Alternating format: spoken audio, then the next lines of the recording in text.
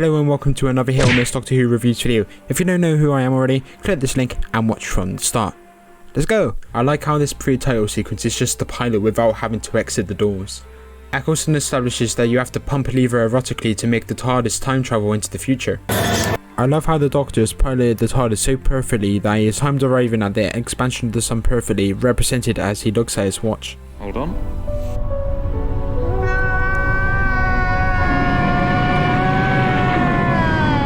The Doctor not acknowledging any of Rose's emotions and giving quips like this. What's the planet burn? What for? Shows us his alien nature consistent with and probably better than in episode 1. This makes the exchange between the Doctor and Rose later even more humbling and great. I'm not quite sure why the steward has to announce all of the guests except for the audience's sake. And then he said the guests were on their way, but for some reason the moment he apologises to the Doctor and Rose he starts introducing them. How does he even know they're there? How does he even know who is there? It's like a WWE entrance.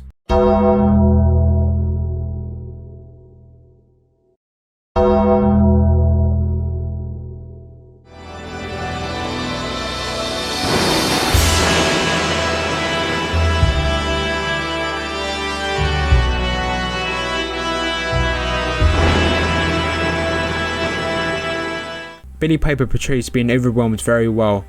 We even get a POV shot of her panning her eyes across the room at all the aliens, and I love how we cut back to the Doctor who finally looks concerned for her. As someone who can get overwhelmed, well, like anyone really, the pop music adds to the disorientation and wanting to get out of that place. It was a very well constructed scene.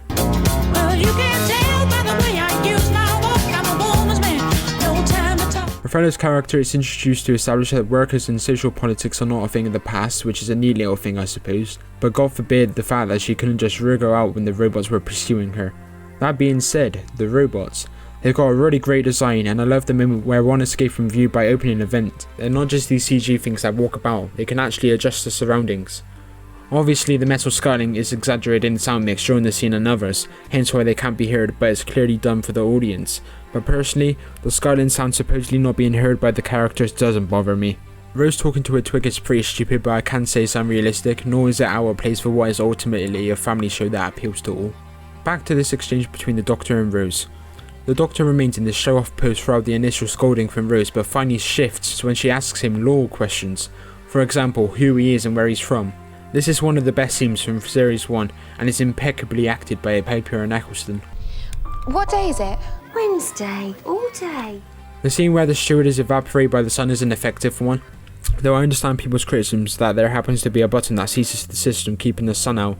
I think it's important to remember that he's in the control room. That being said, there not being a designated button to countermand this button is odd, and he eventually elects to just bash random keys. Regardless, there's a blink and you'll miss a moment that can be forgiven. I think the use of the exterior window being utilised to show the sun descending rather than the god-awful shots in the interior effort from the CGI team was a good decision. The use of the sonic screwdriver in this scene is excessive and pointless and only used to occupy the Doctor as Jabe offers exposition, and this was very noticeable. That being said, it's all worth it when Jabe and the Doctor consoling each other as Eccleston tears up. This is powerful world building. The Headless Monks are back! Let us mourn her with a traditional ballad. You put the boom boom into my heart. You send my soul sky high when your loving starts. A jitterbug into my brain.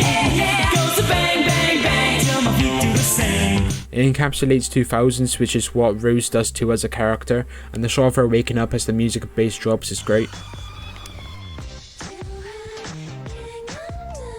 Now, a bit of fun for you. What do you guys think the connection is between the End of the World and Voyage of the Damned? The plot. A spaceship sabotaged as part of a greater plan for money by investing in the rivals of stakeholders on board of the ship. I can't really say which one is done better because they're literally carbon copies of each other. To wrap up the plot, the Doctor and Jade must go to the engine room to re-enable the defense of the ship. A dramatic hint demands the key to the fix to be behind an obstacle. Why such a vital resource, albeit one rarely used, that can ensure survival is so inaccessible is beyond me. That being said, the sequence is far better than the Doctor just using his sonic screwdriver to save the day, and the shot of Jabe catching the light when the heat vents through and then appearing fully lit in the background is really saddening. The Doctor closing his eyes to conjure up some power to walk through the insanely fast killer blade is in my opinion to do with the belief in himself, and we get some awesome slow motion and music to go with it, so I can't really complain. The Doctor returning to the observation deck and walking past Rose with a stern face is excellent, and Eccleston delivers an absolute powerhouse of a performance. Along with all the other destruction, I like how the makeup team, or whoever, smudged Billy's makeup and messed up her hair a bit, shows her truly in the aftermath of a real life situation. I'm not really keen on the Doctor allowing Cassandra to die, especially with her being the last of her pure kind while he himself is struggling with the genocide of his people. This CGI shot is excellent.